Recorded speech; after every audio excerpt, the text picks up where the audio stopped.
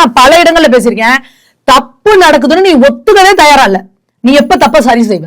சரிங்க. அப்ப பெண்கள் முந்தா நேத்து ஒரு பையன் வந்து 75 வயசு பாட்டியை எடுத்துட்டு போய் பாலியல் பலாத்காரம் பண்ணி கொண்டிருக்கான். 75 வயசு பாட்டி என்ன பண்ணணும்? என்ன ட்ரெஸ் பண்ணணும்? எத்தனை மணிக்கு வெளியே போகணும்? என்ன பண்ண சொல்லு நீ?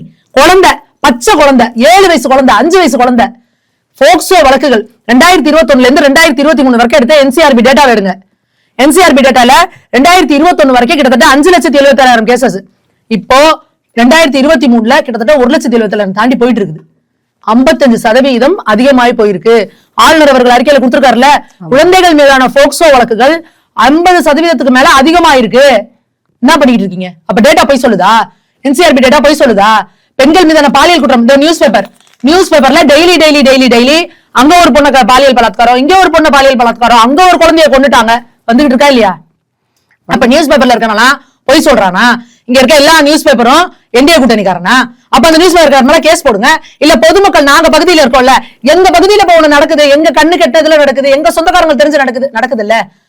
எப்படி நீங்க வந்து பெண்கள் வந்து இங்க பாதுகாப்பா இருக்காங்கன்னு ஒரு அபாண்டமான பொய்ய சொல்றீங்க? சரி, அவருக்கு தான் வயசாயிடுச்சு, அவருடைய மகன் வயசாயிருச்சா, அறிவு இல்ல, உங்களுக்கு மூளை மலங்கி போச்சுன்னா இங்க ஆட்சி நடத்தக்கூடாது. இங்க வயசானவங்க வந்து தலைமை பொறுப்புல உட்காந்துட்டு வீல் சேர்ல கடைசி வரைக்கும் இருந்தாங்கன்னா முதியோர் இல்லம் நடத்திட்டு இருக்கோம் தமிழ்நாட்டுல.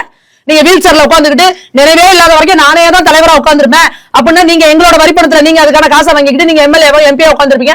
நாங்க என்ன அரசியல் முதியோர்ல நடத்திட்டு இருக்கோம் தமிழ்நாட்டுல? வயசாயிருச்சுன்னா வீட்டுக்கு போயிடணும். ஆமா, அவங்க அப்பா அப்படிதானே இருந்தாரு. ஏங்க எனக்கு இப்ப இன்னைக்கு பாருங்க, அவங்க சரஸ்வதி மேடம் பாருங்க, பாஜகல எனக்கு வந்து வயசாயிருச்சுங்க, நான் இந்த தடவை எலெக்ஷன்ல நான் நிக்க மாட்டேன், அடுத்து வரவங்களுக்கு வழி விடணும். அதாங்க பாஜக. உனக்கு எத்தனை வயசானாலும் எனக்கு உடல்ல தெம்பு இருக்கு, என்னால ஆக்டிவா வந்து இதுக்கான கான்ட்ரிபியூஷன் கொடுக்க முடியும், எனக்கு அறிவு தெளிவா இருக்கு அப்படின்னா நீ அரசியல் இருக்கணும். இல்ல எனக்கு அறிவு மழுங்கி போச்சு, எனக்கு ஞாபகம் இல்ல எங்க நடக்குது, அப்படிலாம் ஒண்ணும் இல்லையே, இப்படிலாம் ஒண்ணும் இல்லையே அப்படின்னு உட்காந்து பேசிட்டு இருக்க ஒரு முதல்வரை குறைச்சிருப்பீங்களா நீங்க?